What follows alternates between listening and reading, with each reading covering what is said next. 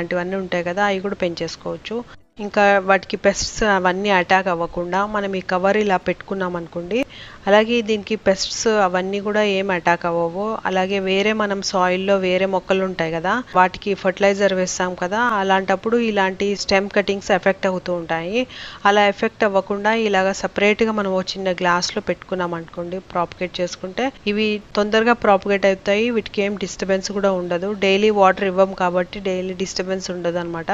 అలాగే గాలికి కానీ లేకపోతే ఇంకా వేరే వాతావరణం ఎఫెక్ట్ అవ్వటం కానీ ఎక్కువగా అవ్వదు, ఎందుకంటే దీనికి ఆల్రెడీ లిడ్ పెట్టేసి పెడతాం కాబట్టి. సో ఫంగస్ రావటం కానీ అలాంటివన్నీ ఏముండవు. శాండ్ వేసాం కదా, వాటర్ కింద సీప్ అయిపోతుంది అనమాట. సో ఇప్పుడు వరకు మీరు మన ఛానల్ని సబ్స్క్రైబ్ చేసుకోకపోతే సబ్స్క్రైబ్ చేసుకోండి, అలాగే లైక్ చేసి షేర్ చేస్తూ ఉండండి. Welcome to Telugu gardener with arts. అలాగే మీరు నన్ను ఇన్స్టాగ్రామ్ ఇంకా ఫేస్బుక్లో కూడా ఫాలో అవ్వచ్చు.